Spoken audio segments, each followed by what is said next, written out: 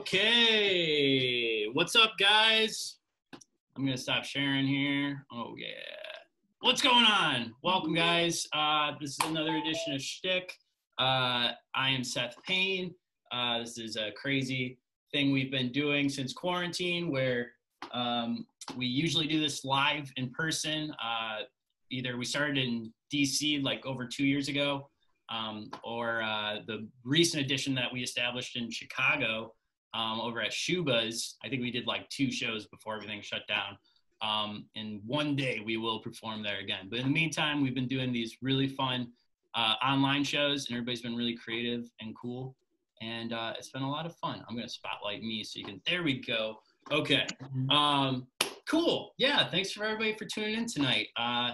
Like I said, if there's somebody that you think is really cracking you up, feel free to unmute yourself and give them those laughs so they know the jokes are good. I'm so pumped. There's people here that I've seen perform in both cities. There's people that I've never even seen do stand-up before. So this is going to be a wild and crazy night. Schtick, we do this thing live with the live format where because normally we have venues that host us and people buy drinks there and money goes towards hosting shows. That doesn't really happen here with Zoom. So to kind of still play in that same field, if you want to donate money, I'll post it in the chat, but shtickcomedy@gmail.com, through PayPal. If you donate, anything you donate there, we're going to give away to a good cause. So for this show, we're giving away money to the Black Lives Matter movement, which is super, super important right now. And honestly, we raised $150 last month, which is wild, and really fun and awesome. So consider it like if you were to go to a show and buy a round of Malort shots. Oh man, Chicago reference. Maybe you don't get it in DC. It's gross. It's an acquired taste. Yeah, just think of it like that. Okay, let's get into the show. I'm not going to talk too much longer. I'm excited to bring this first comic up. I haven't seen her do stand-up in a hot minute, but she's been killing it in the sketch game and stand-up game too. So please, let's do some claps or snaps for, get the music back up, for Steph Kozikowski. Here we go. I gotta find you, Steph. This is always a struggle. Hold on. I got it. There we go. I see myself big now. Hey. All right, just get started. No. Sorry, it was not a smooth fade. Hey, so yeah, I just found out recently that I'm psychic. Yeah, it's true. I know what you're thinking. This sounds like the setup to a joke.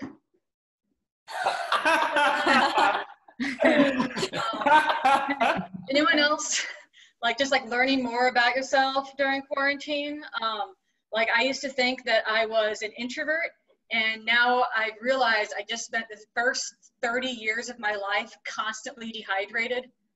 That's what that was. Every time I went to a party, I thought I was shy. It was just my body being like, talking loses moisture. Just leave early. Some people say that introverts become more extroverted as we get older, but I think we're all just learning self-care, honestly. And I guess the other side of that is that extroverts are, of course, overhydrated, which makes sense because I think we've all met an extrovert with really big I have to pee energy. It's like, hey, how are you? How's your family? How's your job? Let me go first. I'm about to explode.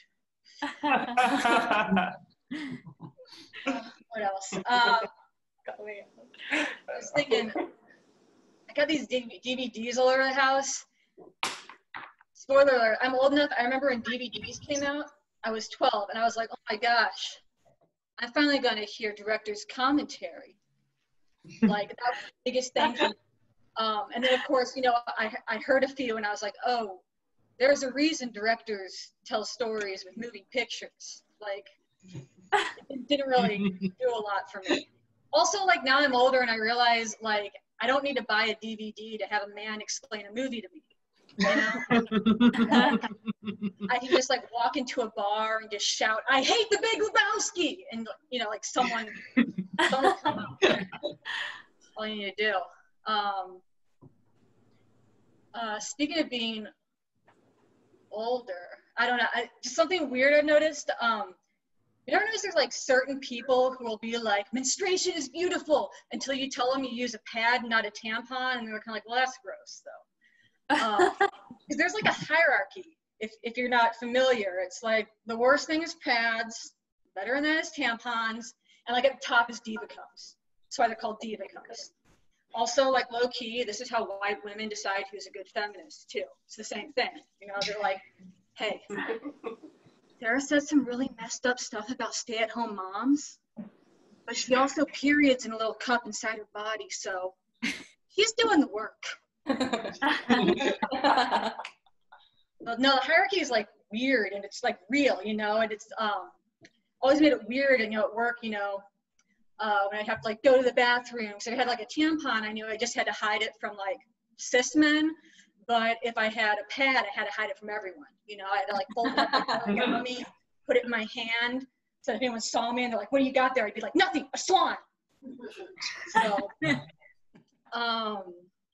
let's see. Oh, my Spotify started giving me targeted ads for depression. But it's okay because I know I'm getting them. It's because I'm over 30 and I still don't pay for Spotify. Turns out that's the bar. That's it. I think it's worse when you get like an ad, you know, is targeted for you, but you don't know why.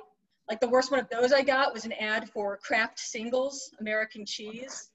That really just messed me up for days. I was like, when did I enter the single serving processed dairy demographic?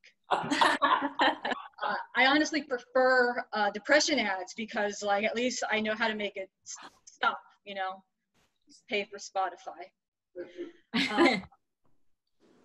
And I guess final thing, I've realized recently that when I die, I'm going to become a ghost. Not like because I want to, but because I think it's what happens to awkward people when we die. And I think this because literally everything a ghost does is something I do right now as a living awkward person, okay? Like, I stand around quietly. I walk into walls. I'll wear clothes like so unfashionable you might think I'm from another decade. I've been in a room and like people came in and they didn't see me right away. But then they saw me and they were like, ah, scared me. And I think that like all ghost hunting shows would do like much better if they just realized that they're awkward people, you know, like they could just set up, they much higher success rate. You know, they just be like, okay, we set up a tape recorder and a karaoke machine. Now it sounded like it was just quiet the whole night, but if you play the recorder back and slow it down, you can clearly hear someone selecting the song Paradise by the Dashboard Lights, realizing 3 minutes in that they've got 3 more minutes to go and just slowly fading out. Yeah, that's it. That was the last thing. I think I got the lines. But thank you.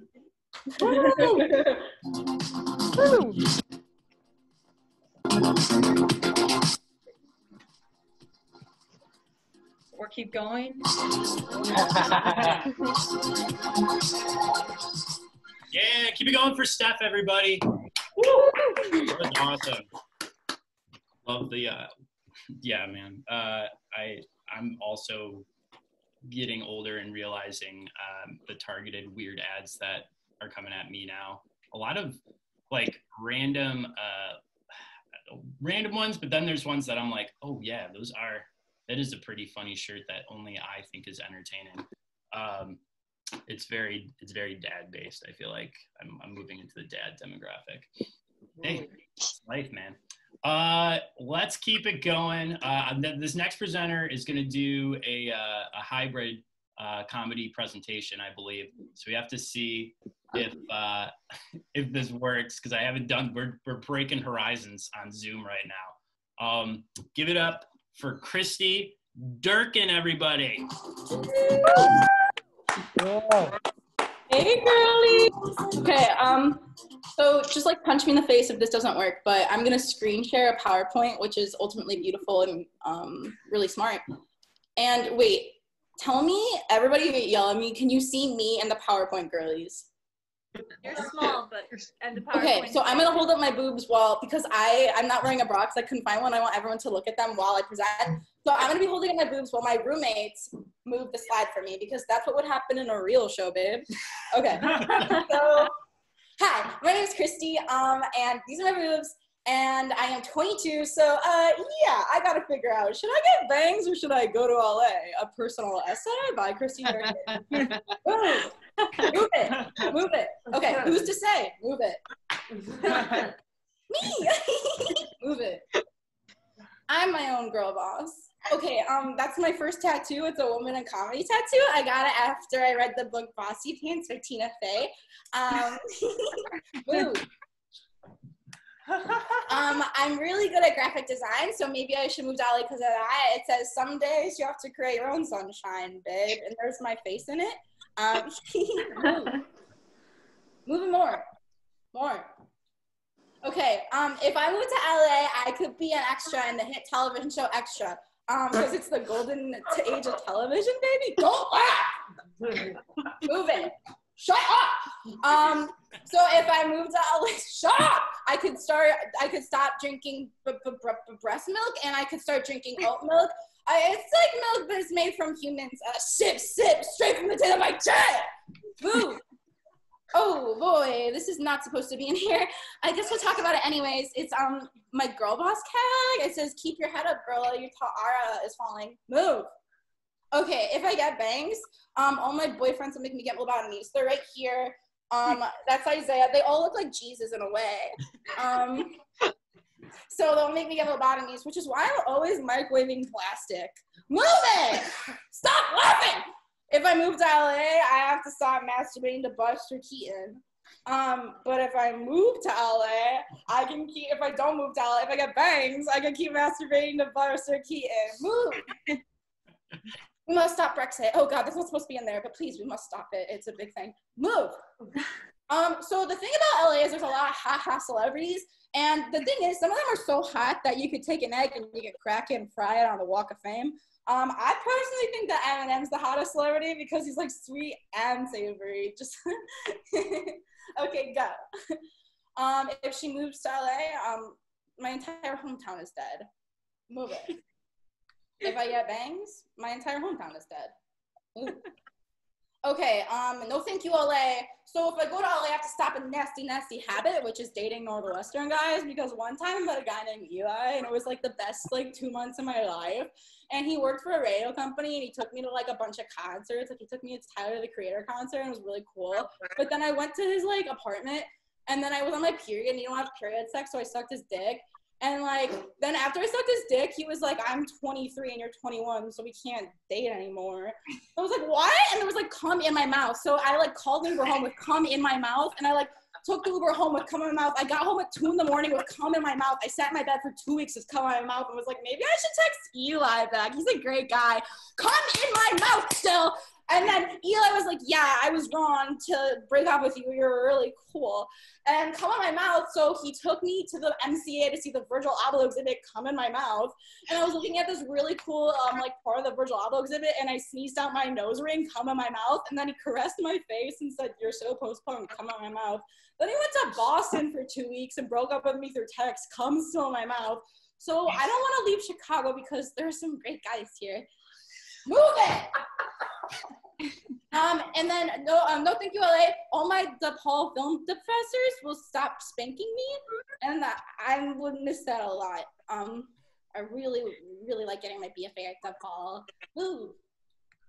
Past LA trauma. Last time I was there, Daniel Tosh literally stole all my plasma. I was like walking on the street, he was like, shut the fuck up, and beat me up, and all my plasma was gone. Move it. Work better. Go. Oh no. Oh, becoming your own girl boss. Okay, so this is not a part, this is my girl boss catalog, and I guess we'll just talk about it if we have some time. But I lost 75 pounds off of just drinking vodka soda limes. Amber Alert, your best friend Amber is studying abroad this quarter, girly. That's the reason I didn't get into Reductress this season. Move it. Past bangs drama, let's talk about it. Okay, so this is the 6th grade, and me and Jen Olsen used to have very intimate sleepovers, but I didn't know that I liked boys and girls, so it's just like, okay, me and Jen are really tight. But that's the last time I had bangs, and also Stephanie Damagala that day told me I had pepperoni nips, and so I was like, what the fuck? And she's like, yeah, you have to wear a bra. Everyone can fucking see your boobs. And I look like pinecone boobs with pepperoni nipples, and I was like, okay, move it. Oh no, another breast milk picture. I'm such a fucking bitch. How could I? Move it. Okay, last time I had bangs, I was like dating a guy that was super into Bitcoin too. And like, honestly, like he called me a bitch at the Kings of Leon concert, but I was still like, okay, it's love. I'm in high school. And then like one time, like I literally like bought my fake ID with Bitcoin with him. And then I woke up and had a lot of money one day. So I bought a bunch of candles from Anthropology. He's like, that's the dumbest fucking purchase I've ever seen. I was like, no, it's a really fucking good purchase. Anyways, Bitcoin sucks. And I listen to weed now. Move it. Okay, so decision time. I would like to hear from people if you think I should move to LA or have bangs. Bangs. Bangs. Thanks. Thanks. LA. Okay, well, the joke's on you guys because I had bangs this entire fucking time.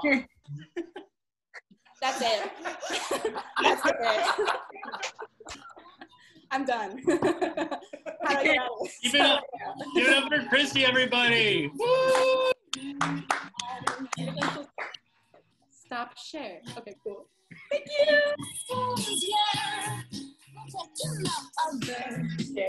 Oh yeah.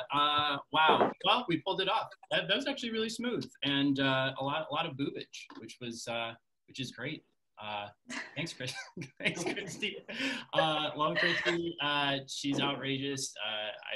She's also in Post-Pubescent, who hosts a sketch show that will hopefully come back again after all this craziness because that show is hysterical too. And you got another member of the group that's going to perform later tonight. Stand by. It's going to be nuts. Thanks for tuning in, guys. Let's keep on rocking and rolling. Up next, very funny guy. I haven't seen him since all the shit went down with COVID, but it looks like he's doing great. And he's got longer hair now. So, wow. What a year it's been. Am I right? Okay. Give it up for my buddy, your buddy, Evan Hole. Okay, can you hear me? Can we hear me? Oh, let me pin you, my dude. Is this a yes or a no? Can we hear me? Yeah. Can you hear me? We can hear me. Yes. Okay, I'm in my car, and I'm sorry about that.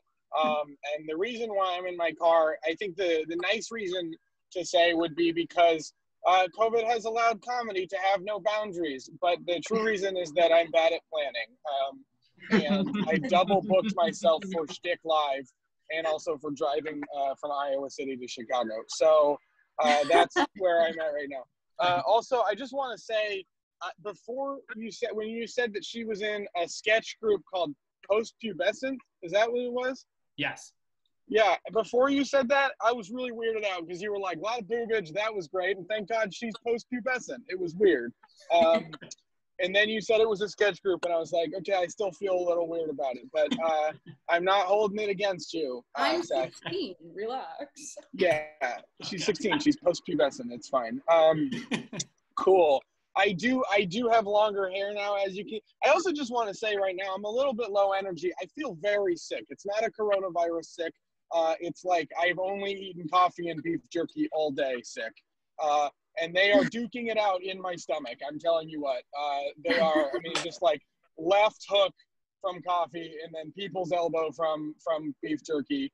And the only way I'm going to get this fight settled is to throw up in a bit. So that's where I'm at right now. And my hair is super long, like you called out. This is just what I look like. And it was fun. Because at the beginning of coronavirus, I was like, it'll be fine. I'll grow my hair out. I've never done that before.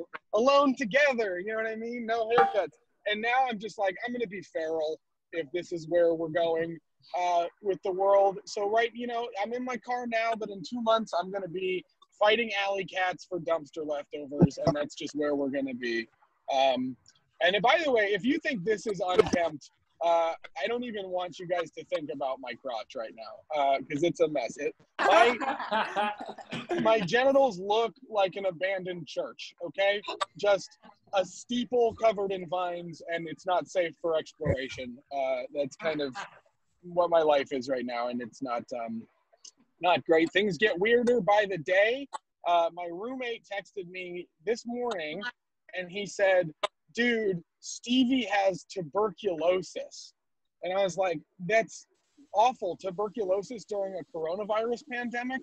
Also, who's Stevie? I don't know who that is. And then he said, Stevie's my fish. And I was like, where do you want me to put fish tuberculosis on my list of things right now? You know what I mean? And then he said, I need help putting him down. I don't know how to put him down. And I was like, dude, it's a fish, dude. Just like dry it off, you know?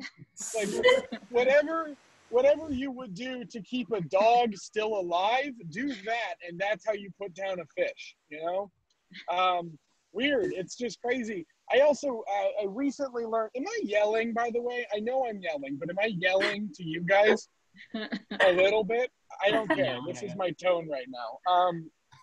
I recently learned that this bit works better if you see me in person because you can see my whole body. But so I'm 5'9" and I'm 200 pounds, which I recently learned from my doctor puts me in the obese category.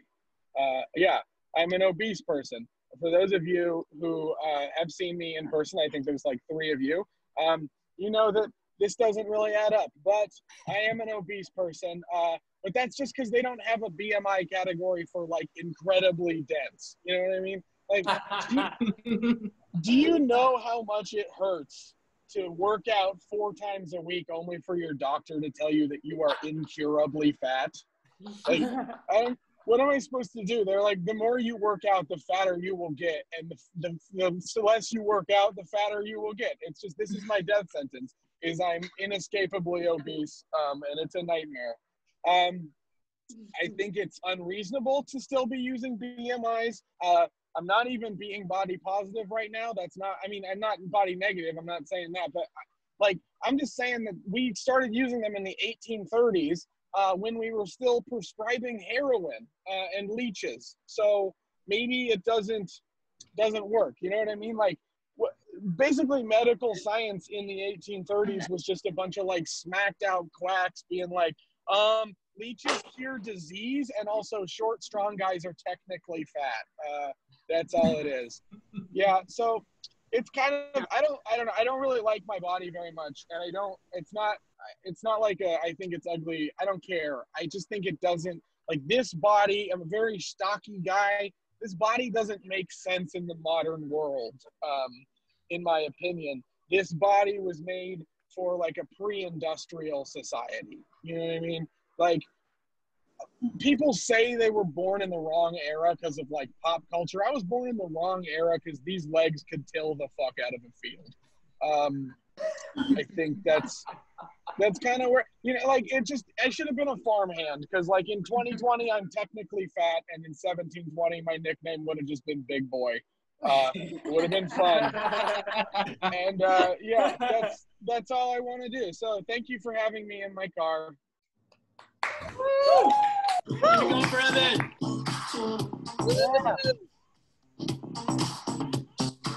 Oh yeah, keep it going for Evan Hull. That's dedication to the art, putting his life at risk to give you quality comedy. That's a first, and I applaud you, sir. It's good to see you again. Okay, let's keep on rocking. Up next, okay, so this is, I'm actually really pumped. This was someone who I crossed paths with again, thanks to social media. I saw her perform like a year and a half ago, randomly at a show, and thought she was hysterical. And I'm so glad that you guys get to see her perform tonight. I get to see another set. It's been in the making, so please give it up for Julia Musolino. Woo! Oh, hey everybody! Let me spotlight ya. Dancing.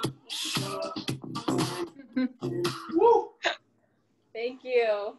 Thank you for the shred of normalcy during all this, as if this is normal at all by any means. Thank you for having me. Why do I have butterflies in my living room? Genital, abandoned church genitals, you and I, brothers, quarantine 2020. So I broke up with my therapist before this, of all times. And I broke up with her because she wasn't taking notes, like, as if I'm so simple. Like, which I can hardly keep track of my trauma. How are you going to remember all of this when you have a bunch of other fucked up people to take care of? And she thought it was really funny that I, like, laid down on her couch, like, as if I hadn't prepared for this. Like, she was like, no one's ever actually laid down. I was like, what the fuck kind of business are you running here, lady? I don't know. She wouldn't take notes, didn't have people lay down. Not like the movies at all, Susie. And her name was Susie. Couldn't take her seriously. I was like, where are your pigtails? Feel like I get more off my chest during an open mic. Like, I don't know. I don't feel like she was asking the right questions. Like, if I'm not crying every session, what am I paying for? Like, I have people at the bus station make me cry more often than you are making me cry. But really, we do say a lot of really deeply personal things here at an open mic, and I feel like at the least you should get some, like, community service hours or something for hanging out at open mics. I do. I think we should petition it. Moving on. So I'm reading one of these self-help books, like, telling me to, like, be nicer to yourself, like, talk to yourself like you're a 5-year-old that made a mistake. Be really nice to yourself. And I'm like, okay. Like I usually talk to myself like, fucking shit, you're such an idiot. Like, your mother should have aborted you like the rest. But it wants me to speak nicely, so I'm like, okay, I'll try. And so I'll just end up speaking super sarcastically to myself, like, great job, superstar. You did it again. It's just not as good. It's not any better, really. I know what I'm really saying.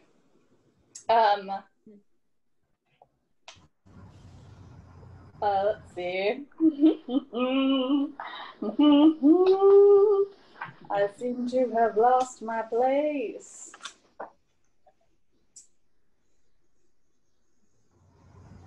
Oh, okay. Wait. No way. Wait. One moment. Just a moment. Oh, I skipped a page. We're all right. We have more coming. I write in cursive, which is great for when you're writing, not so much for when you're reading, because it's fucking gibberish. Who here believes in ghosts? Oh. Yeah, I like to believe in ghosts, but then I don't really, because you can't really vet, like, when they're watching. You don't know who's in the room. Like, I don't really want my creepy grandpa to watch me wax my legs, but I do want to invite any and all ghosts to watch me have sex, because that's what I'm into. You just can't pick. You just can't pick, and I'm not about it. But when I die, I'd like to be at least laid to rest in like a comfortable position. I think it's so unrealistic that we're made to rest on our backs like this for the rest of eternity.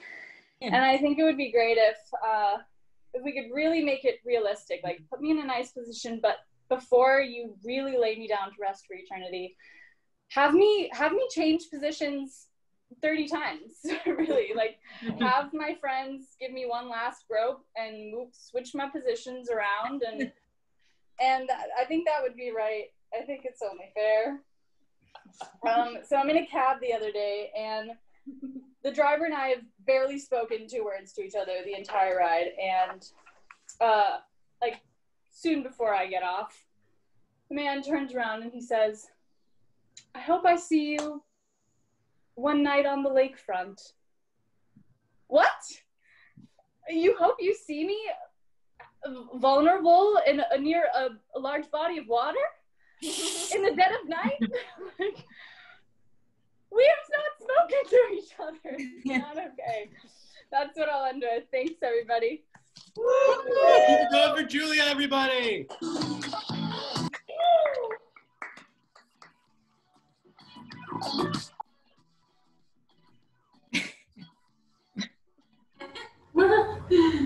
Oh man, yeah, keep it going for Julia. That was awesome. That was great. I thought for a minute there, I thought that was a bit, and I was like, oh man, that's a pretty good bit of you just flipping through and not having material, but keeping us on the edge of our seat. You should do that in the future. I'll do that for like 5 minutes on stage. That sounds like a good one.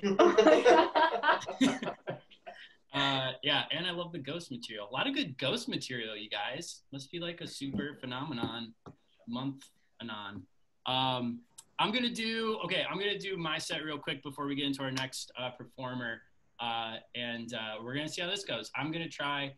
Kristi she told me she was gonna do a PowerPoint, and I was like, that's a good idea. I should try that. So I've never done a PowerPoint presentation before. I mean, I have probably like in middle school, but not in a comedic sense. So let's see if I can pull this off, everybody. By the way, if you want to donate during the show at all to Schtick, comedy@gmail.com on PayPal, that would be awesome. All the proceeds go to Black Lives Matter movement, and thanks for tuning into comedy tonight. You could have been anywhere else, on your couch, in your bathroom, maybe on a front porch, and you were here watching these guys tell jokes and be awesome and hilarious. So thank you. Feel free to unmute yourself if you want at any point to laugh it up. I might mute you if I hear some random sounds. Okay, now I got that out of the way. Let's try this. All right, can you guys see that? Can I go full screen? All right, we're full screen. Full screen? Can you see this? Yeah. Yeah. You're there. Okay, cool. All right, so this is that's my name. It's my stamp set. This is an inward look at cartoon characters attraction. All right. So that's me. So that's on the 4th of July, but happy 4th. So here's some quick background notes. 31 years young. Am I right? That's a joke for the dads in the crowd. All right. Oldest of 9 kids. Do I have a weird complex? I don't know. Parents divorced when I was 1. Whoa. Interesting, maybe. I don't know. A lot of people are divorced these days. First girlfriend in 4th grade left me during a family trip to Disney. So I don't know. Does this play into what I'm attracted to in the cartoon world? Let's take a look. Okay. So about a year ago, I went to York Fringe Fest in York, Pennsylvania. Lovely little town. It's a fun little arts and comedy festival, as most Fringe Fests are. And I went to go do improv with my friend Elizabeth here. Basically, we went and saw this show that was supposed to be really raunchy and had a lot of musical numbers that had to do with like dildos, and it was sex positive. It was pretty fun. But at one point, they did this game, much like the Newlywed Game, where they brought people that were in relationships up on stage, and they brought 2 different couples, one couple that had been together a while, like a couple years, and then another couple that were only together like, I think like a couple of months. So if you don't know how this game works, they ask the couple a question, one person guess what their other significant other or partner is going to guess for the question, okay? So it's fun, it's raunchy, they're having a good time. And then at one point, they ask the question of, if you could have sex with any cartoon character, who would it be? Okay, so it's an interesting question. So I mean, how do you guys feel? How are you guys feeling right now about that question? Are you still there? Can you hear me? Bugs Bunny. Okay, cool. Bugs Bunny. That's a good one. So I was like, I was watching this and I was kind of thinking inward, like, wow, I've never really questioned myself on, if I could fuck any character, who would it be? So while I'm pondering that, and honestly for most of the rest of the day, the game's still going on. So we have the newer couple. They're kind of shy, and the question's directed towards, in this case, it was two couples, one guy, one girl, one guy, one girl. And the directed towards the female.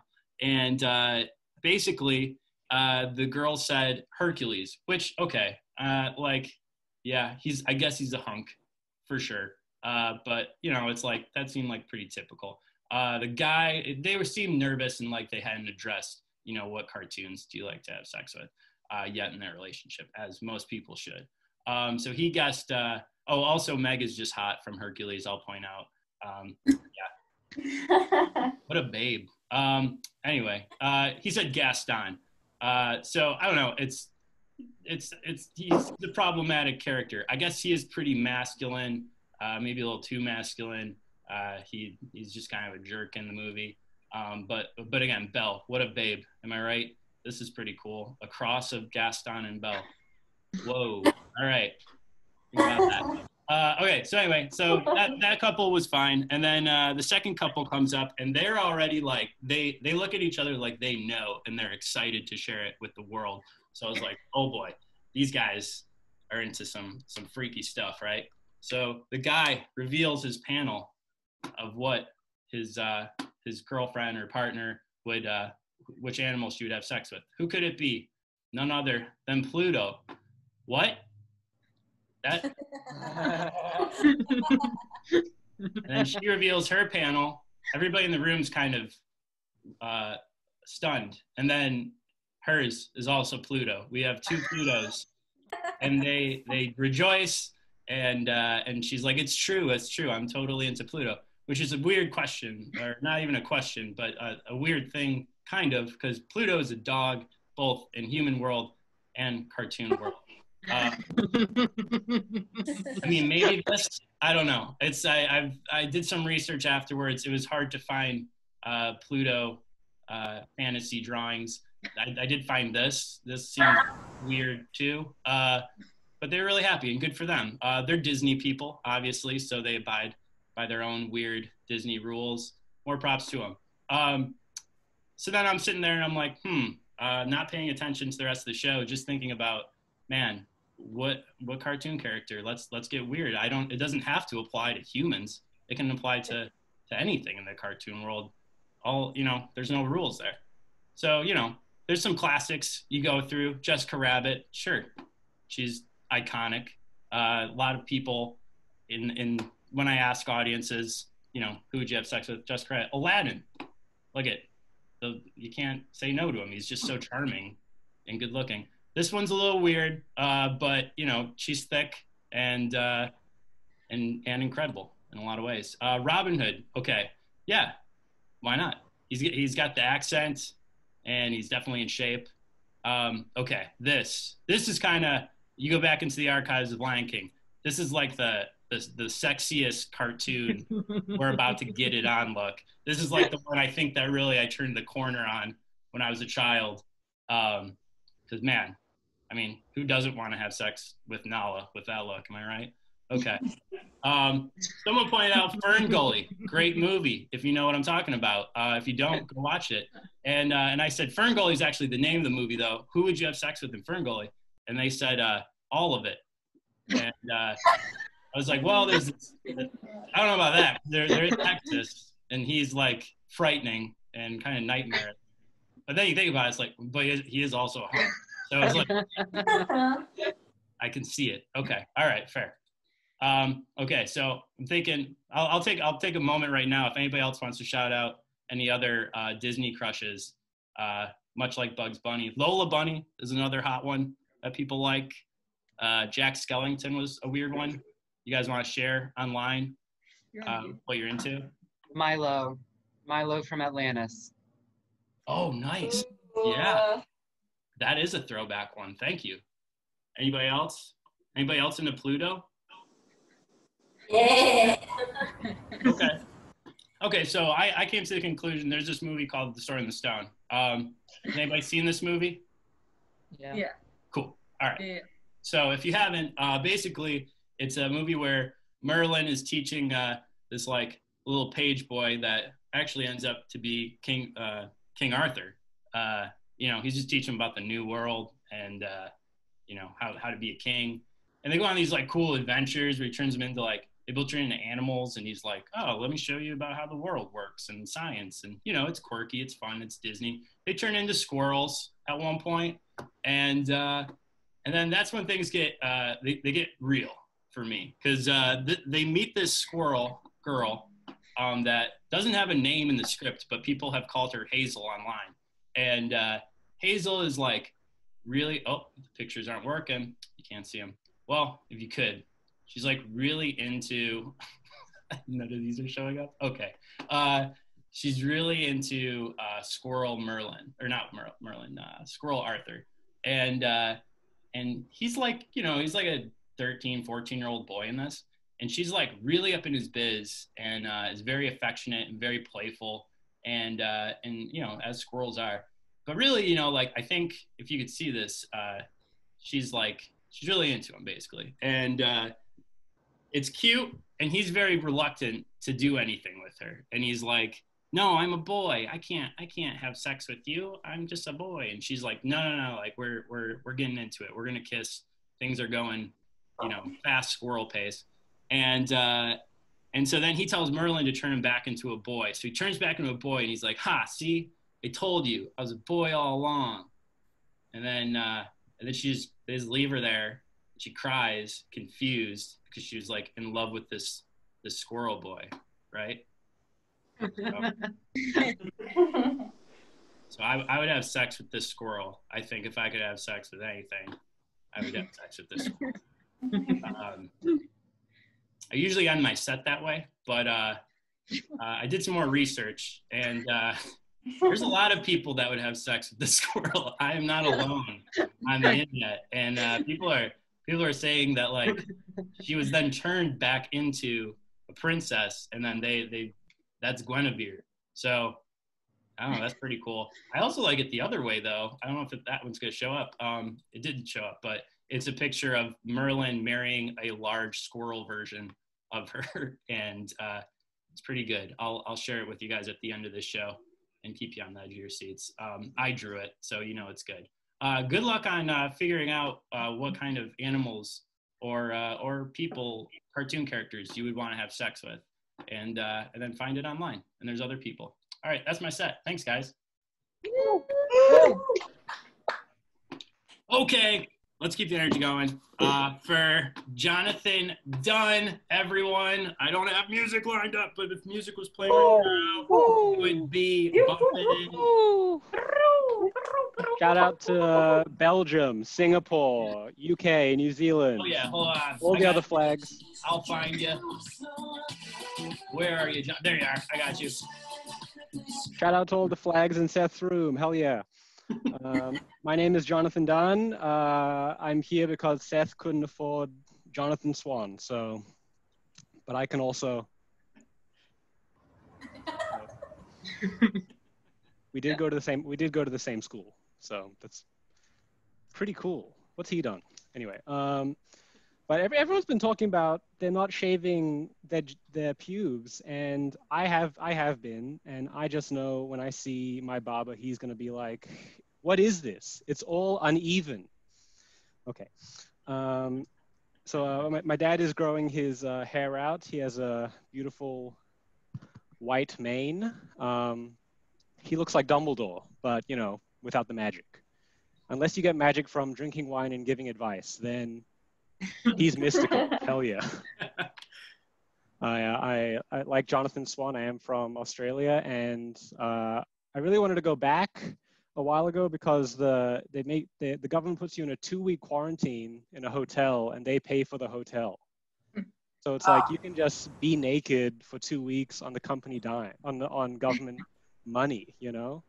I would mostly be naked for the isolation and insanity that comes with being in a hotel room for your own, and, you know, being in a prison of your own thoughts, but also the government money. And there was there's an outbreak in Australia now of COVID because one of the security guards had sex with someone in quarantine. So I guess the outbreak is all fist bumps or guys going woogity woogity. I don't know. That's science will tell us, I think. So who knows? I also miss I miss my family, but I also miss my box of baby teeth. Did anyone keep baby teeth in a box when they got it out? Is my family a disgusting? Okay, cool. We're all disgusting pagans. It's great. And I feel like you have to believe in some sort of, it's going to grant you some sort of magic, or else it's very disgusting. It's like, what's all this teeth? Like, what are these spirits going to help me chew? But what do I have to do with all this goddamn teeth? Mail it to my grandma, and then we all just like, I'll just be like, hey, can you believe I ate apples with this shit? Unbelievable. Anyway, I've been thinking about now that comedy is dead. Besides this, sorry, I've been thinking about my backup plan. You know, do I have any callings? And I did have a calling. It is the wrong phone numbers I get on my phone, because I get all these wrong phone numbers for a guy who's a dog breeder in Utah. And I'm like, I have the life set up for me, you know? I just need to go to Utah and be a dog breeder, which I don't agree with, but it's out of my control. It's coming from up there. T-Mobile decided my future for me. Tough. Anyway, I got a job during COVID, which I'm very lucky. Not everyone, a lot of people unemployed. I managed to get a job. And the thing about the job is they don't have human resources, which is odd. I'm just like, oh, I guess they're cutting back on making their employees accountable. I don't know. But at orientation, they're like, we've never had human resources. We don't want human resources. It's all just whispers and lies. And he's like, I didn't have human resources when I was in Desert Storm. What? Now everyone has like all these problems, but zero guns? What? What? Yeah, it was, it's wild. You shouldn't, don't work for them. Let me know. Okay. They have a big eagle. They have a big eagle in the desk, and they're always playing Fox News. I don't know. Anyway, I'll leave in one more thing. I miss the outside very much. I'm sure we all do. I miss Uber pools. You know, you never get you can never get anything like it. I was in an Uber pool, and this guy got in, and he was so sad. He had just gone through a breakup, and he was like, guys, I just broke up with this girl. And in his words, he was like, her pussy was like the perfect fit. Have you guys ever had a pussy that's the perfect fit? And I'm just like, this guy is talking about pussy like it's a goddamn liberal arts college, you know? It's so small and just for me. Can we be adults, please? But luckily, the driver was like, hold on, time out. Wait a minute. We are going to help you out, buddy. And I'm like, what? Me? We? And he's like, yes, we. And I'm like, I don't know about this. I'm more of a one penis fits all kind of mantra. And then it's like, next thing I know, he goes on this big motivational speak. He's like, we're gonna get you the most pussy, blah, blah, blah, blah, blah. And wouldn't you know it, I ended up in the movie Hitch with Will Smith and Kevin James. Just my luck. And if you rewatch the movie, you will see me in the corner, very awkwardly waiting for Will Smith to give me a ride home. Thank you very much. Have a good night. Nice. Take over, Jonathan, everybody.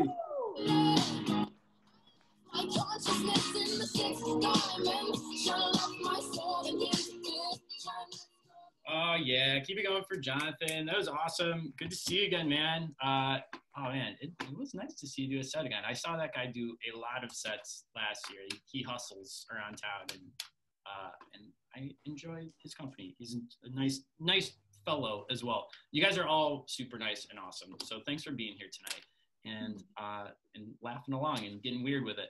Up next, another really funny person that actually I met in DC, and now she's over in Chicago with me. And she's been killing it on writing and crazy projects. She's very funny. Keep it going for Jillian Cardillo, everybody. Oh, yeah.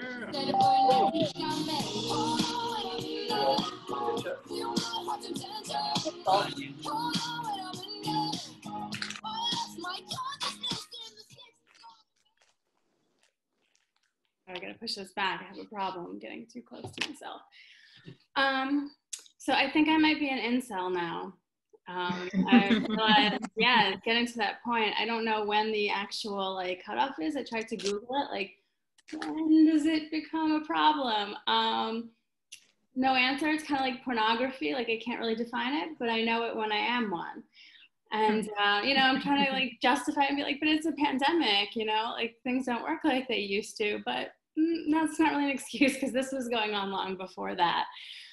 But unlike men, I handle my, you know, involuntary celibacy very differently in a very healthy way. I complain about it constantly.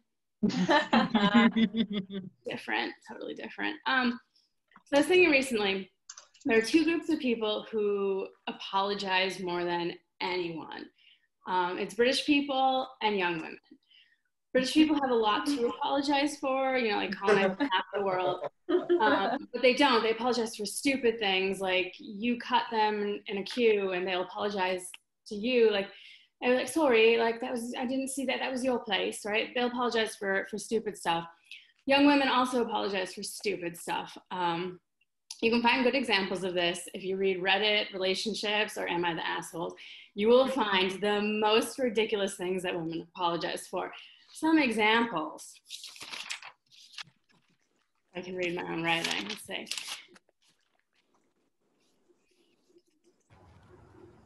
I'm so disorganized. Okay, my 21-year-old female boyfriend, 32-year-old male, but he says I'm mature for my age, and it isn't because women in their 30s won't date him.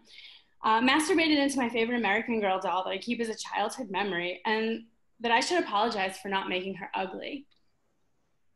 I think I'm sorry. I think I'm going to apologize. I should have cut Felicity's hair off. Really? What? Really? For my 22-year-old female fiance, 72 male, who's my grandfather's best friend. That's how we met. But, you know, age is just a number. That's what R. Kelly said, too. It says I'm getting wrinkles. Should I apologize for aging past 20? Because, you know, the biggest sin a woman can commit is aging. Don't. The Am I the Assholes are my absolute favorite, though. Dear Reddit, my husband likes to pee in our houseplants because he says toilets are for girls and he won't use them.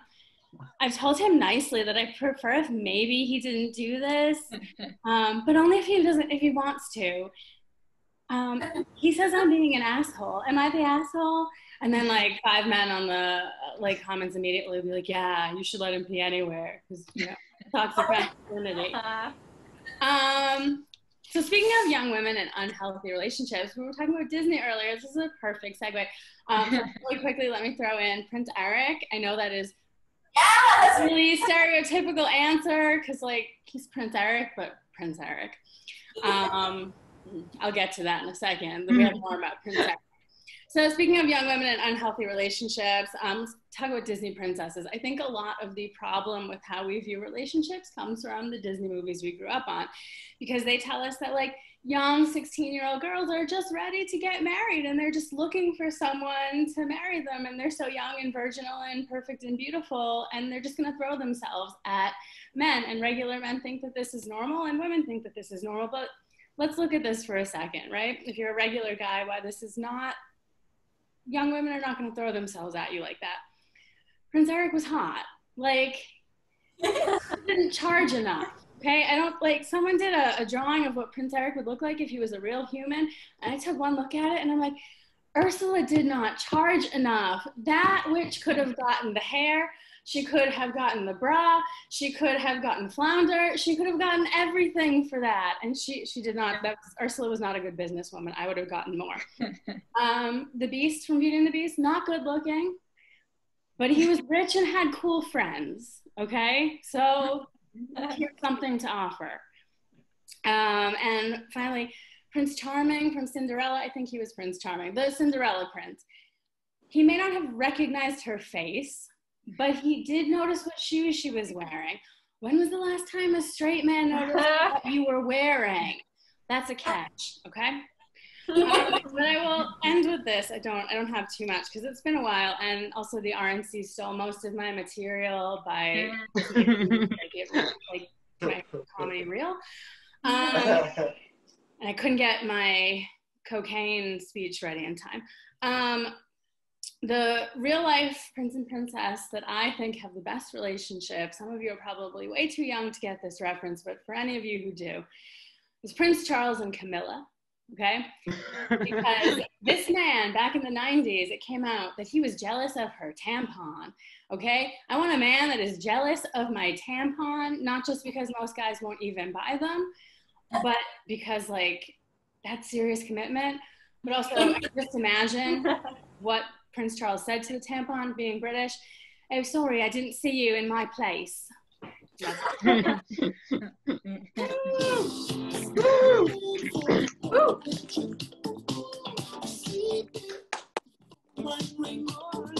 Keeping on for Jillian, everybody. Oh my God, that was awesome. I just realized it was Prince Charming. I thought you were gonna say he was into feet. I didn't know was he a feet guy? I don't know, because I think Prince Charming was the Cinderella one, but he think about it. He didn't know what she looked like, but he knew what shoes she was wearing, and I'm like, he was looking more at the feet than the face. Do you think he smelled that shoe after she left, though? Likely. He probably got a good whiff of it. Yeah. I don't know. I need to stop commenting show feet on people's Instagrams. But okay, moving along. No other feet people here? Come on. Okay. That'll be my next PowerPoint. We're gonna go into some other weird. I love that we had another Disney. If you guys want to talk more about Disney, I love it. But also do your own material and do whatever you want to do. 'Cause I love you anyway. Oh my gosh, I'm so excited for this next performer. Have never seen her do stand-up comedy before, and I have seen them do amazing improv because I got to do a class with them at Annoyance, and everybody else should too if you're in Chicago. It's fun. It's a good place. Or just go there and have drinks and hang out because people there rock. And I really hope it exists after COVID. Oh my gosh. Please, let's go absolutely bonkers for Paula Harrington, everyone.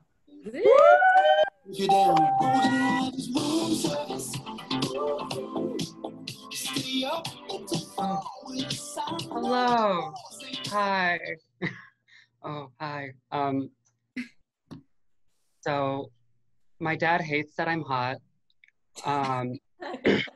He hasn't actually said this to my face, but I just know because it's hard for him to look me in the eyes when we're kissing. But I am someone who knows they're hot. I'm not gonna be coy about it and be like, me? Is it me? No. My hearing doesn't just filter out car horns. I hear them. I wasn't always a solid 8.5. I do have a terminal case of ugly duckling syndrome. Because when I was in high school, I looked like the love child of Lord and Stephen King. And so I deserve this. But for all of you who don't know, all that ugly duckling syndrome means is that you were an ugly teen and now you get great blowjobs. That's all it means. That's all you I don't know, the best thing ugly duckling syndrome did for me was take away my gag reflex. It's a win. I am great at sex. My parents are watching. I am great at sex, though I did recently have to grow in my eyebrows because I was really fed up with my lovers being vocally surprised by my bush. So that's what I did. That aside, I am great at sex. I would actually like to give a great tip to spice up your love life. Okay, so this is for anybody out there who gets like penetrated by men. So while he's inside you and he's almost finishing, all the vocal cues are there, and he's like getting close, and you're like, yeah, okay, yep. All of a sudden, when he's like over the edge, all of a sudden just like start hitting the bed and going, oh, and because now he has to come inside a monkey. Like, it's too late. He's gonna come inside a monkey.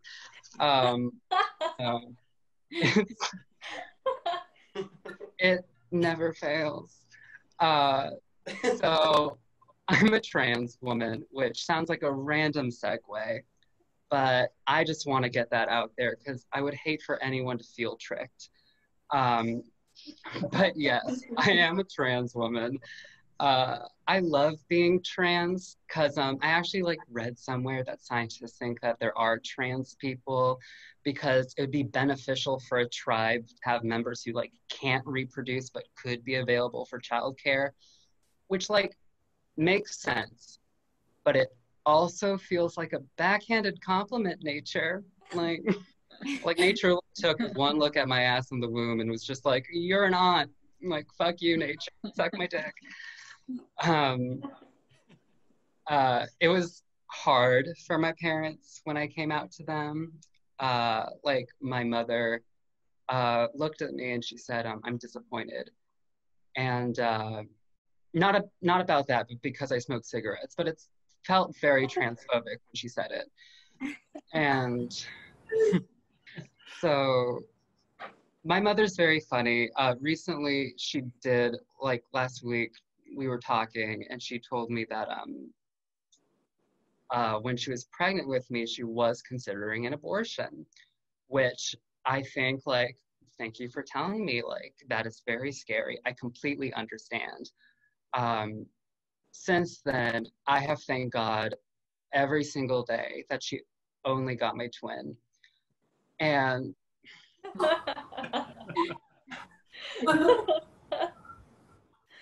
from now on for our birthdays, I'm just gonna lay flowers by the shower drain.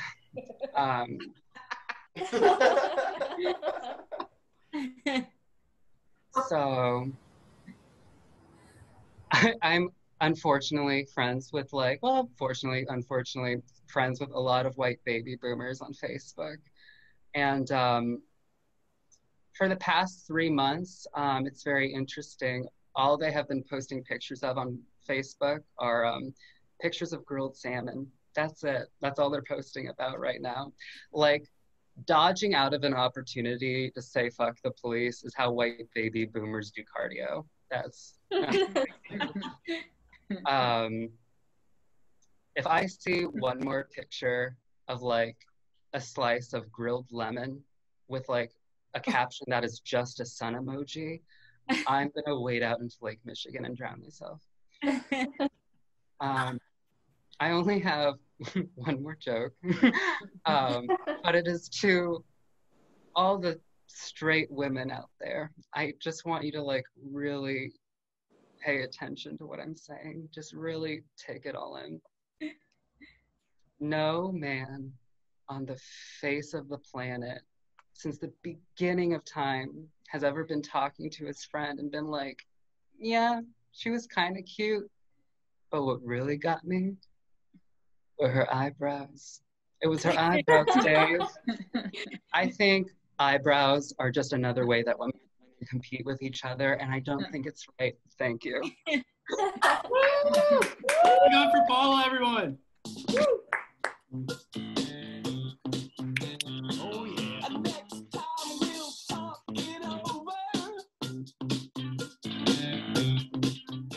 Oh yeah. Oh my gosh, that was great. That was so funny. And you are an amazing, beautiful person that's hysterical. Actually, and we love you. And I've commented on people's eyebrows, but only to, I've never said it behind closed doors. So I think that's not true. I've always been like, hey, I like your eyebrows, but I've never been like, that girl's eyebrows. I guess I should do it more, or should we just say the eyebrows? I don't know. I should probably tame mine more. if anything. Okay, let's keep rocking and rolling. My mom is also, I think, watching, or she was. We might have lost her during when I said I wanted to have sex with a squirrel, so hopefully she comes back. We'll see. She showed me that movie. Okay, up next. He's never been on Schtick before. I've seen him all over Chicago, though, and he's hysterical. I'm so happy that he's here performing with us tonight. Thank you all for tuning into the show, by the way. Please keep it going. Excuse me. For Sukhjit Singh. Yeah. Sorry, guys. Yeah, I'm not gonna do this, dude. Somebody's name in here is Butts. Can I just point that out? That thing, and then another thing is Evan's just actually on the run from the law. We wanted to make sure he made the show. What a fucking bum, dude. He's driving Uber right now. Yeah, that's the lifelong dream, right? Uber and fucking comedy at the same time. Yeah. So I'm an Indian guy, and so my family would go and visit India, and one of the times I went this last time, I was like, oh man, I'm you're not eating right on vacation, so I was like, oh, I'll go out on a jog, right? You don't do that in a third world country, okay? So like I started jogging, right? And I started jogging, and I look back and I see one dog. I look back again and there's two dogs. I'm getting chased by dogs. And all of them have rabies, right? It's like that's the thing, right? Everyone's like, oh yeah, that dog, don't get bit by him. That's rabies John. Yeah, so it's very, very interesting. And then I got lost. Yeah, so I was just thinking, like, what was I really running from? Dogs. Okay. I don't know. I look like this, right? So one time I was crossing the street, and this homeless dude pointed to me, and he was like, "Hey, can I rap at you real quick?" And I did the polite thing and kept walking. And he said, "No, ISIS, come back here." And I was like, "Oh yeah, that sucks. This dude doesn't know who ISIS is. If he did, would he want me to come back? Like then I'd get his ass. You know what I mean?" And yeah, it was interesting. And I was like, dude, thank God this dude's racist, so I don't have to listen to him rap. And yeah, I don't know. It's just that was kind of weird because like. Also, like, what does he think ISIS is? Like a bunch of idiots? Like he's like, okay, this is like ISIS is like, hey, okay, we're gonna send you to somewhere really important in the U.S., the Midwest, Chicago specifically. There's West Coast, there's East Coast, there's coast right off the Great Lakes. It's important. And then we're gonna have you dress up and match your turbans to your shirts. You're gonna do stand-up comedy. Really put your nose to the grindstone, hit open mics, do Zoom shows. Really try it out. Go for it. And then, excuse me, a question. What's the end goal? Oh, you know what? I don't really know. I just got caught up in all the magic of it. And then it zooms out, and it's an ISIS commercial. And it's like, join ISIS. We have fun here. And then, yeah, so that's what I imagine he thought. I was the star of that commercial. Also, sometimes I'd like to say he called me Al Qaeda. I think he did call me Al Qaeda, but I substituted it for something more recent because Al Qaeda is kind of outdated. It's like, dog, there's like better. There's better terrorist cells out there, dog. Like motherfucking Microsoft Zoom. Yeah. Anybody like ice cream here? Yeah. Like, all right, hell yeah. My cousin was visiting me, and she was getting real sad, and so I was like, oh, you know what? Best fix, ice cream. I'm gonna take you to Dairy Queen. She was like, what's that? I'm gonna change your life, bitch.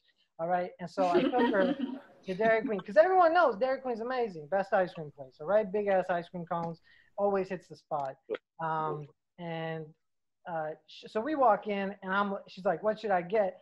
And I'm a Dairy Queen connoisseur, so I was like, "Chocolate chip cookie dough blizzard. Everybody loves it. It's the best one, best thing." All right, and she's like, "No, I'm feeling something a little more chocolate." And then she spots on the menu the chocolate extreme blizzard, which if you've ever been to Dairy Queen, you know that shit is disgusting. All right, it's gross. All right, how chocolatey is it, Bobby? It's too damn chocolatey. Okay. All right, it's as chocolatey as I am unreasonably angry. Okay. And she goes, she orders it, and she doesn't get a medium, she gets a large, right?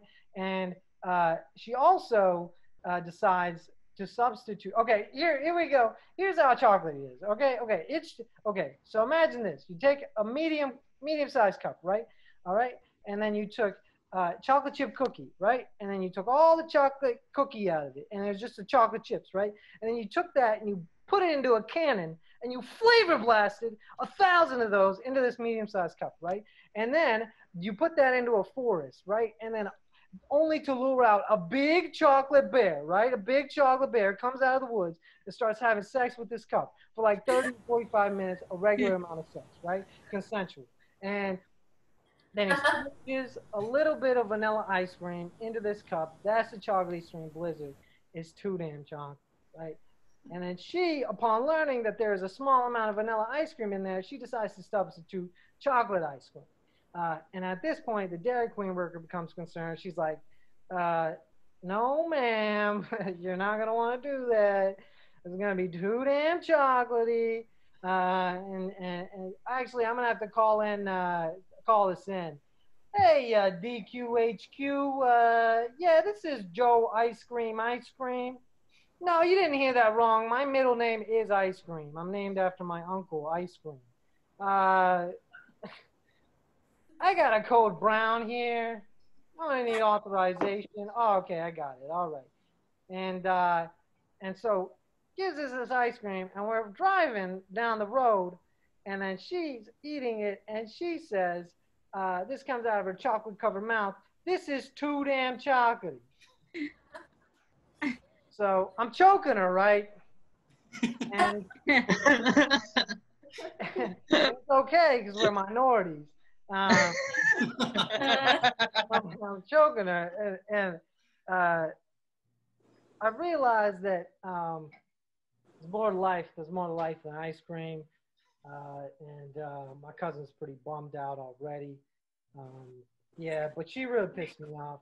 She actually did this. I left this detail out. When we were at a stoplight, she put it on the ground. She just opened the door and put it on the ground. And then I choked her. So it was like, that would have been a better lead up.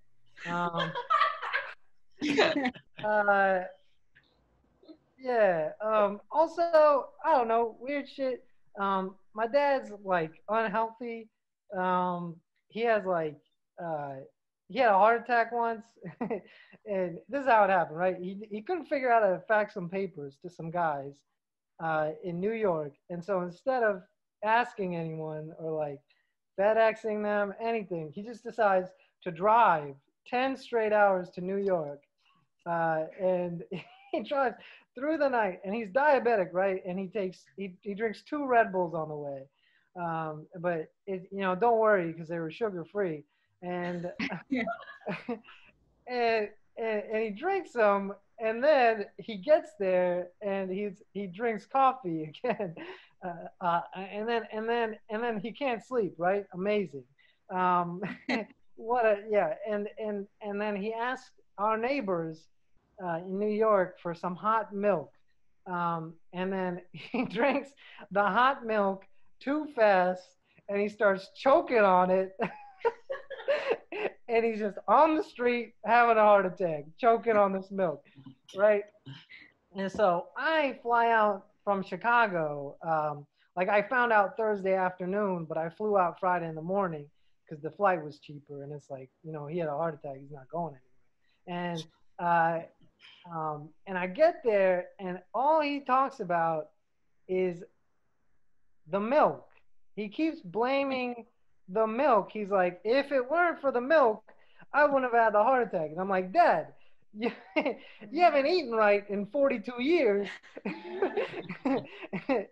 And you pumped your body full of bull semen or whatever's in Red Bull. And your heart was like 2 here. And it was like, man, anything. You could have drank anything and it would have popped off. I don't know. That was weird. I was just mad at him mostly. I was like, I don't know. That's just weird. You know, like the heart attack. That's so weird. You know, and he's told me, he's like, he's struggled a lot. Like he told me like the first day he came like off the plane and he's fresh and new in the city. He didn't know anybody. And this guy gave him like a big van full of pots and pans to sell. Yeah, and then he forgot to give him a lock, and so he sold them all day that day, and then he parked it on the street at night, and somebody stole all his pots and pans. And I was like, good, that's what you deserve, you idiot. No, I just have issues with my dad. Okay. Yeah, and I think that's pretty much. You know what's interesting? Paula was talking about eyebrows, and I think my time's up probably, but yeah, it is. Okay, that's fair. I'll stop. Thank you very much. Keep it going for Bobby, everybody.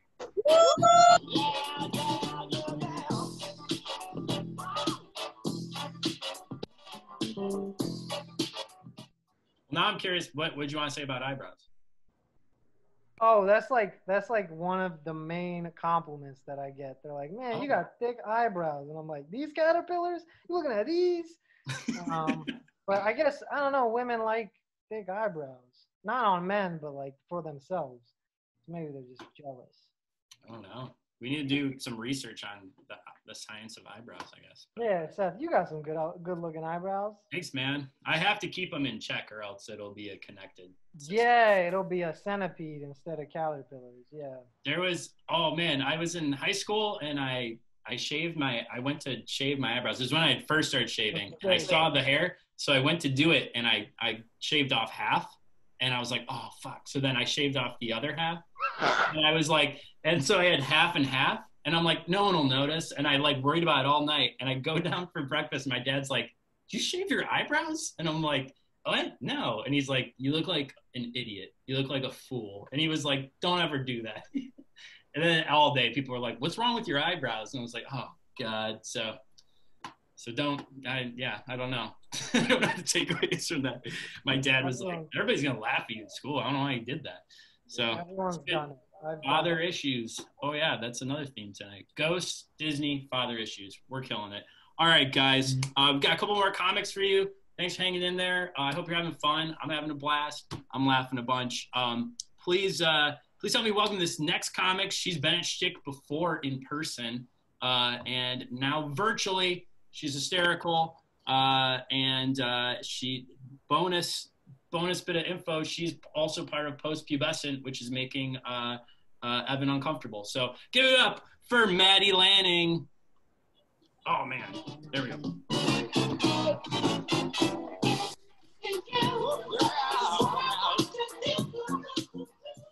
my God, you're getting a notification that the host has spotlighted you. Wow. Speaking of eyebrows, in high school, I also shaved my eyebrows, but it was on purpose. Like, I thought that that's how people groom their eyebrows. So no one told me that literally until I went to college. And so all the pictures in high school have disappeared. I don't know where they went. I didn't burn them. So earlier today, the doorbell rang and I didn't get up to get it because I don't want to. But then I was like, man, I wonder if like all the times that I don't go answer the doorbell, which is every time, if it were one of the shows where they bring you the check for $1 million, like what if I missed it? Like they're standing out there and they're like, I guess we'll just try the next house on the list. Like that would suck. And then this is unrelated, but I was at the dog park with my dog and a little kid came up to me and told me a joke, so I thought I would share it with you. What did the janitor say when they jumped out of the closet? Supplies.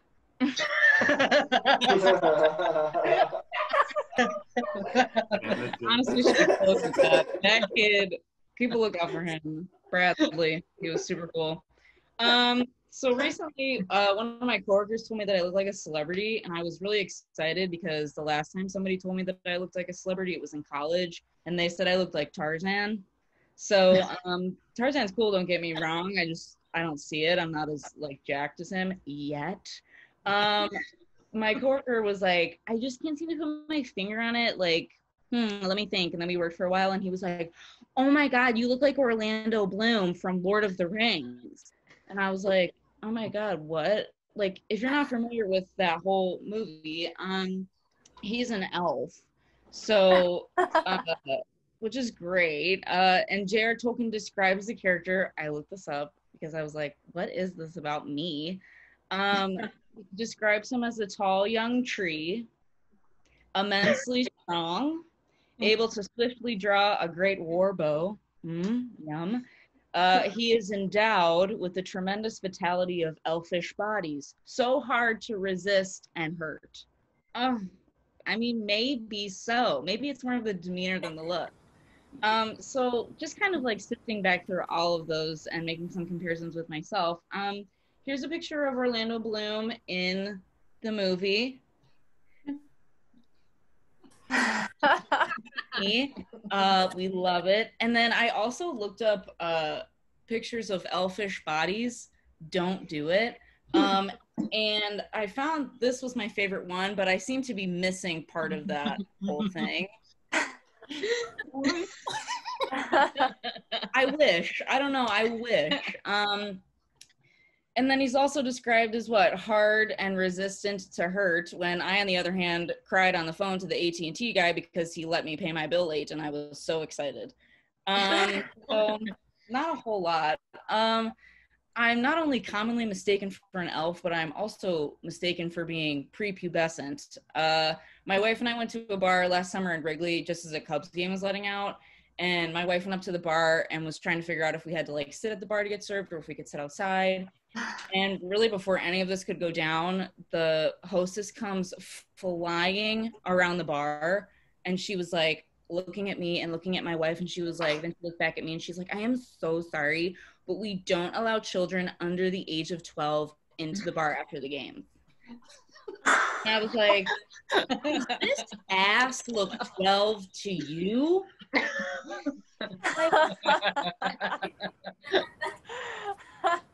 I don't know. People are just coming from you left and right with the physique. I don't know. Maybe I'm missing this. I don't know. Maybe that would have helped. So my dad has been texting me like all throughout the last few months being like, here are jobs you would be wonderful for. His words, not mine. And I think my favorite was when he sent me the information on how to take the test to become an FBI agent. And I was like, did you mean to send this to me, or like, who is this for? And also, yes, I'm going to talk about the FBI and like shit talk them over the computer, which I realize is very ironic. What's up, my personal FBI agent? How are you? So basically, I looked into this because what else is there to do? The only requirements to become a part of the FBI is you're above the age of 25, check, unless you ask the hostess at the bar. You have a driver's license, check, as long as you don't care that I have 6 points for going 96 into 35. Oh well, mistakes happen. And that you need to have a pulse. Mine's weak, but yeah. You also need to have a bachelor's degree. Check. Some of you, like my mom, may be surprised I have one. Some of you may not be surprised to learn that it's musical theater. Yay. I think that if I joined the FBI, I would add something new, something that they don't have, and something I personally believe that they need. So I kind of just drew up a first day, just typed it out for myself. I think it would go kind of like this, my first day. I am crushing it socially, okay? People are loving me. I come in, everyone was like, where's your desk? Where are you sitting? Can't I sit with you? And I'm like, no. Everyone's asking who my partner is, and I say it's Johnson. And they're like, he's so lucky. And I'm like, I know, he sucks. And he's like crying in the corner. And I'm learning that when we're supposed to be at our desk, no one listens to music. So of course I pull up America's favorite internet radio, Pandora, and type in Straight No Chaser, the a cappella group, and play the station. And everyone stops working and they're looking at me and they're like, what is that haunting melody? And what do you mean that they're playing the bass to a Bruno Mars song with only their mouths? And I realized immediately what my job here at the FBI is now. It's to form an a cappella group, an adult a cappella group, okay? It's spending time finding out who can handle a solo and who crack under the pressure. So we go over it for months, okay? We're learning, we do choreography, we're kickball changing, we're jazz stepping, we're doing everything. And then the day comes, a competition at a local high school, and they tell us we can't perform because we are not high school students, okay? We're an adult a cappella group. What are you scared of? God. So we say whatever. And we perform a mashup of I'm Yours and Somewhere Over the Rainbow in the lobby at the end of the show when everyone is exiting the theater. We win. The head of the FBI kisses me. He wants to marry me. We do get married. I steal his job. I'm the head of the FBI. I divorce him, demote him. He becomes partners with Johnson. In the end, I have turned the FBI into the most famous a cappella group in America, the Federal Bureau of Instrumentless Mouth Sounds. That's all I have to say. I really hope that whatever FBI agent is assigned to my computer reaches out, because I think this could be a good thing for them.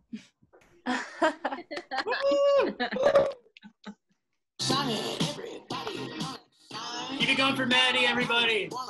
Oh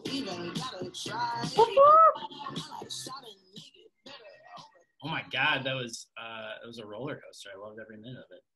That was fantastic. I used to party with a cappella people in college. Pretty cool. Oh yeah, the best around. Couldn't get on the team, but I got to party. You could be on our team. Yeah. Yeah, let's do it. You guys want to form an a cappella group out of this show? Yeah. What? I don't know. I think we can do it. You can definitely do a cappella and songs through Zoom. There's no delay. Yeah, let's keep going. That was awesome. I'm loving everybody today. Let's bring your next performer to stage. She also performed, I don't know if that was the same show they performed at, maybe, but she also performed at one of the Schtick shows. You've seen her all over Chicago. She is musically hilarious and inclined, and she's going to do some awesome stand-up for us tonight. So give it up for Becca Nix Tham, everybody.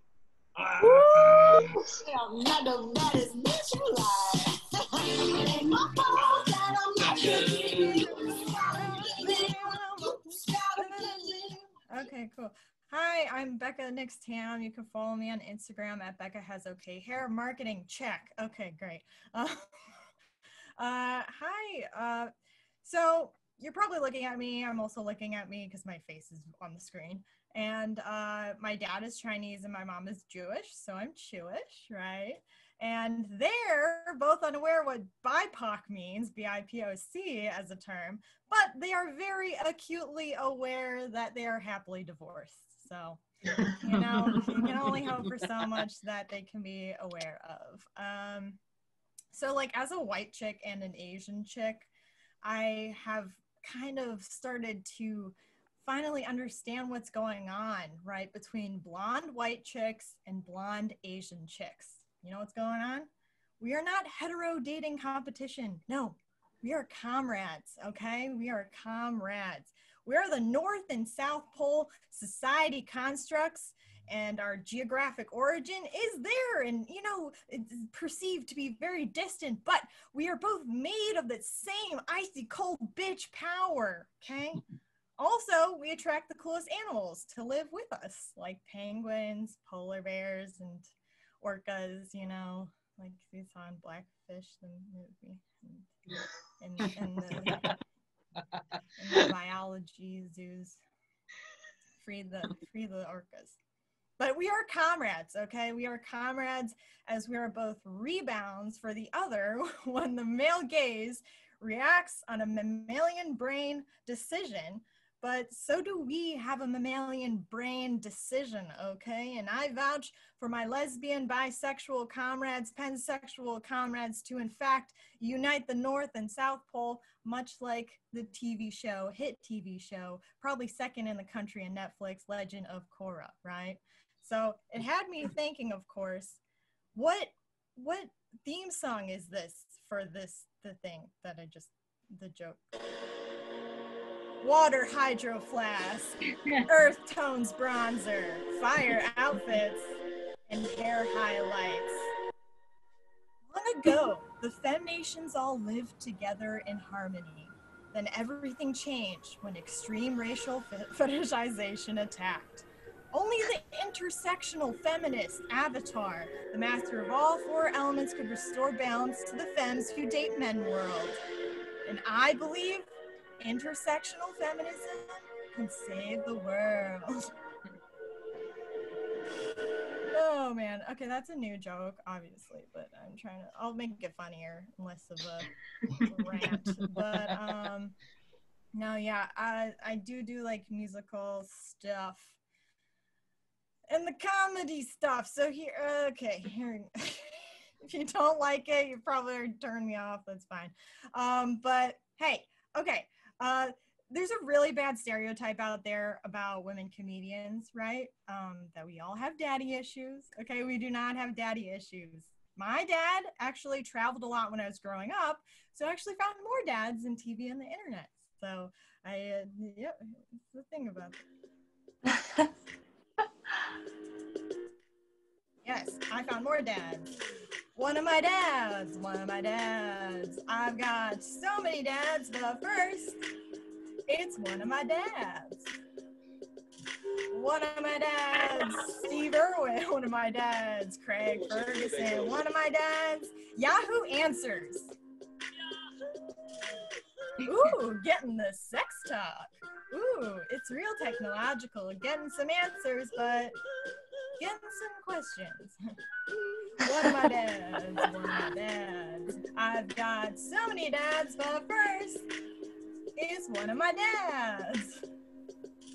One of my dads, Barack Obama. One of my dads, Michelle Obama. One of my dads, basically the Obamas. Ooh, getting the sex talk. Ooh, it's real patriotic. Stars and stripes. Stars and stars and stripes and stripes. Ooh, progressive. One of my dads. I've got so many dads, but first, you probably guessed it by now. It's one of my dads. One of my dads, my cat. One of my dads, Earth, Wind, and Fire. One of my dads, Adam Sandler.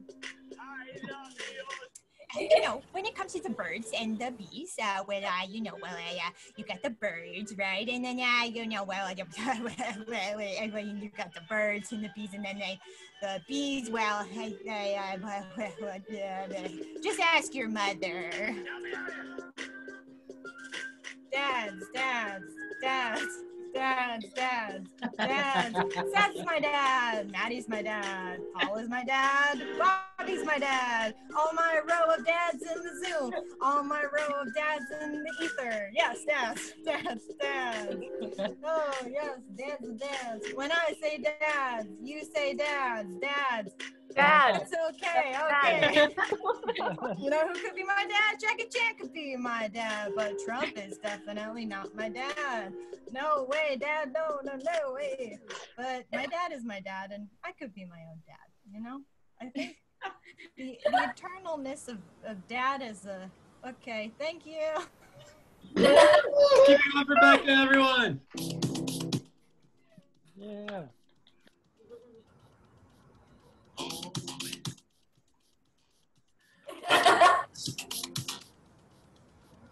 Like new wave German or something.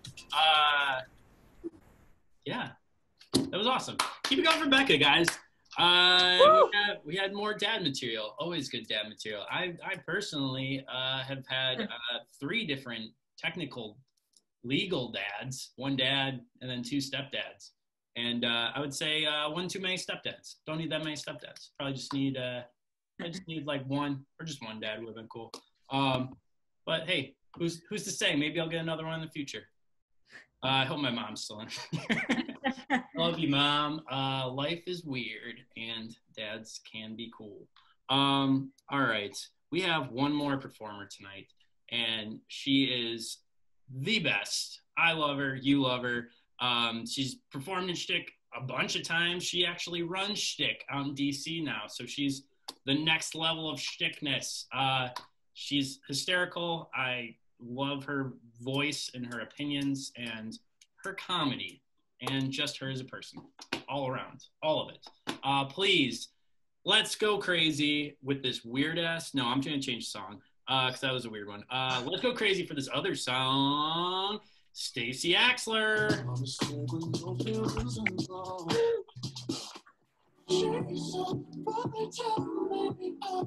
Oh my gosh, thank you so much. Can we all just give a round of applause to Seth for putting on this show and hosting it? Seth, we appreciate you. Thank you so much, everyone. And thank you, Seth.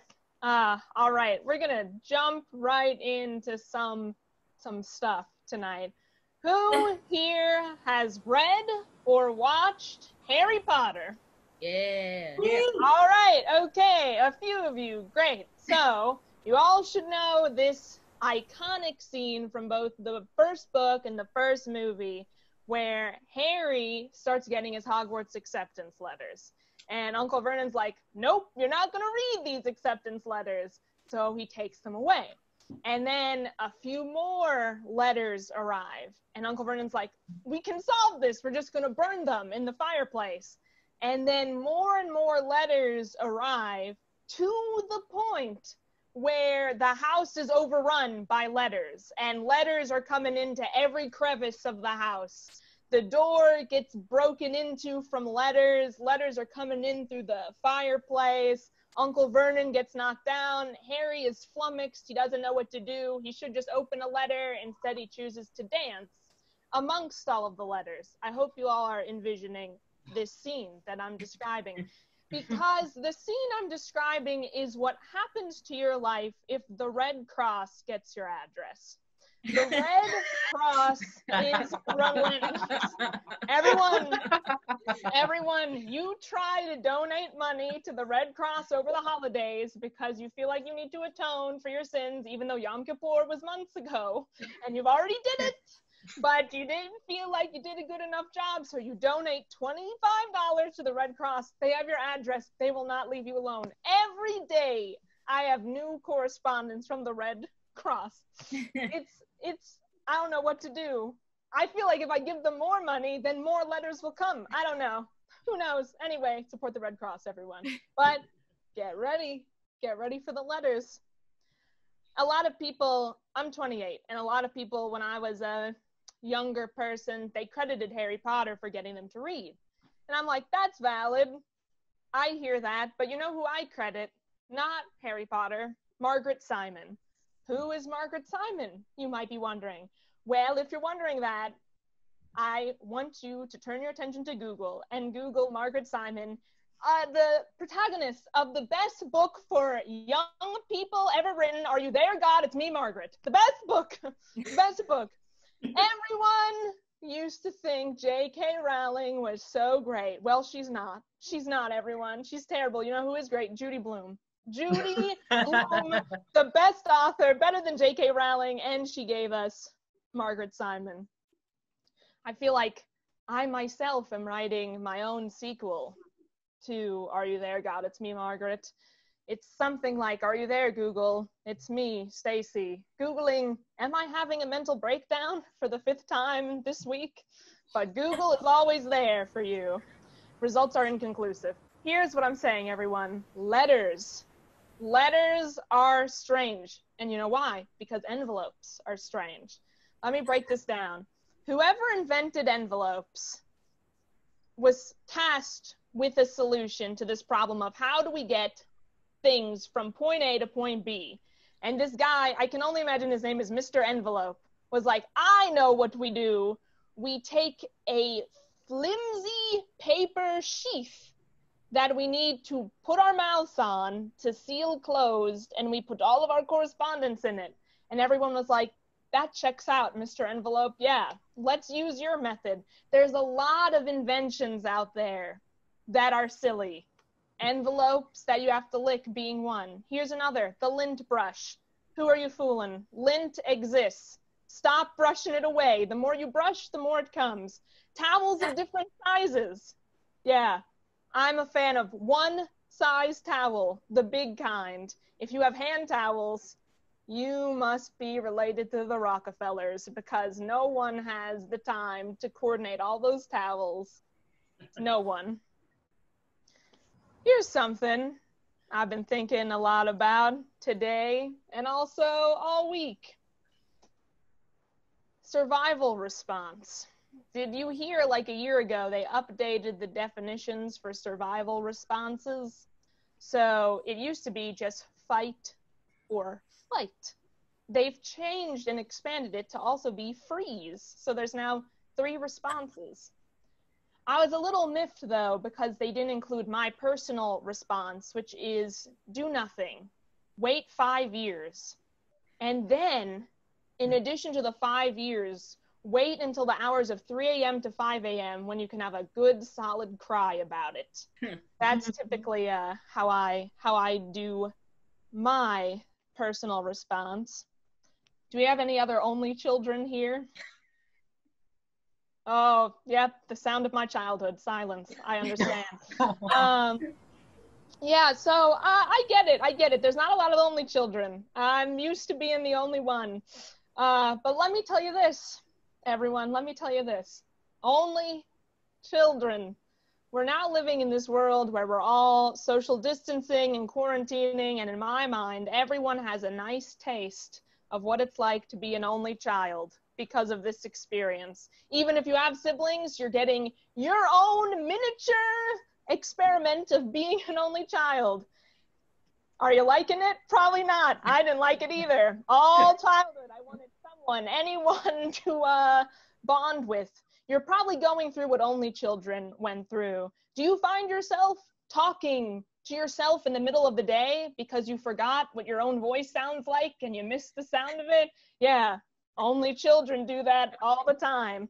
Have you found that you are bonding with inanimate objects like pens or beer cans? Yep, only children do too. When you try to declutter because your partner has too much stuff, everything in our lives has an emotional significance because we didn't have a sibling there to assign emotional significance to. So take that to the bank, everyone. Take it to the bank. I've had 2 experiences this week where the person I was talking to, 2 different people, led off with, "You're not gonna believe this." And I would like to tell you all something right now. Don't sell me that short because you have no idea how high I can fly, because I'm living in a world where there's a lot that I don't believe anymore that's come to fruition. For example, the way that for some reason the credit score is the number that's used to determine so many things in your life. Boo. Also the fact that we're all in the midst of a pandemic right now. Wouldn't have believed that, but it's happening. Also, how people seemingly have not read Are You There, God? It's Me, Margaret, which is the best book, everyone just listen. It's not even 10 p.m. on a Tuesday. Go and order Are You There, God? It's Me, Margaret. It will change your life. Here's something else I got. Here it is. It's coming. I've been trying to better myself, and that includes taking care of myself. Not good at it, but I'm trying. I'm trying to develop a skin regimen, and I've come to a conclusion. I need help. This isn't a joke. Open the chat function of this Zoom.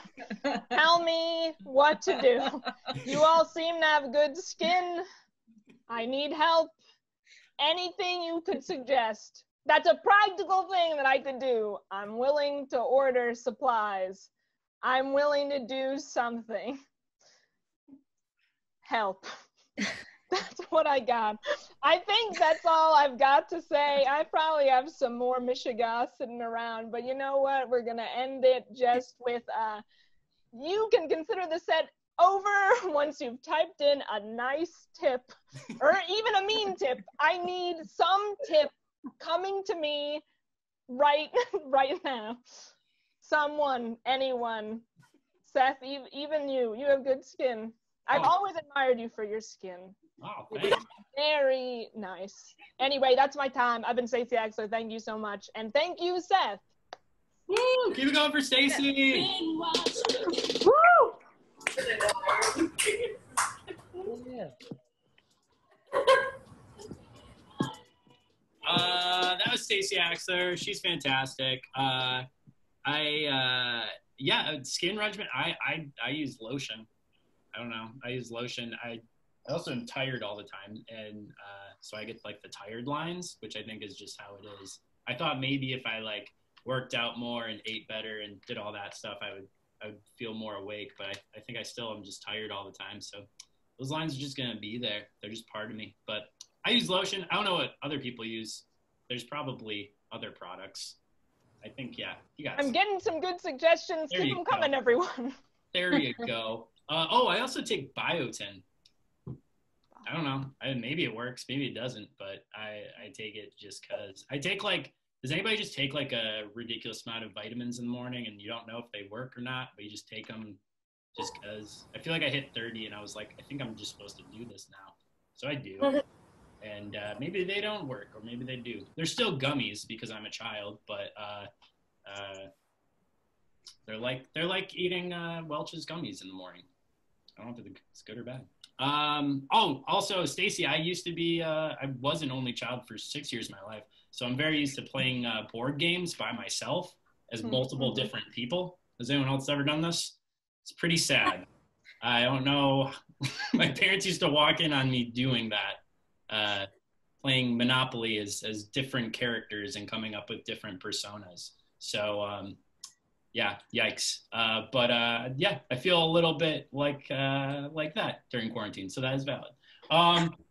Yeah, but you know what? For a brief hour and 50 minutes, we escaped that and we got to laugh and connect and see people that we haven't seen in forever. So let's give it up for everybody who came out tonight. It was freaking awesome. We raised some money. I forgot to log into PayPal to see how much we raised, but the way I've been doing it, I don't say it till the end of the episode, but whatever you guys donate, I match it, and then it goes towards a good cause, because I was gonna donate already, so this way you guys are pushing me to donate more. Thank you guys so much for sticking around. Thank you everybody who performed tonight. If you watch this show and you're interested in performing in the future, hit me up. Love to have you. Hopefully, I don't know if it'll happen this year. Maybe towards the end of the year, maybe next year, we'll be back at Shuba's. And if so, you guys are all invited. We're going to do it in front of a live audience. And it's going to be weird because we're probably still going to have to sit away from each other, but we'll be in person and it'll be an energy ball of awesomeness. So I love you guys. I'm not going to keep you anymore. I'm just going to play this wacky song. Feel free to tell Stacey and everyone else your hidden secrets on how to keep your face hydrated. I love you guys. Have a good night. Retinol. Bye. Bye. Good job, everybody. Thanks for the laugh. Love you. Bye. Thank you, everybody. Thank you, Seth and everyone. Have a good night. Bye. Guys, thank you. Every day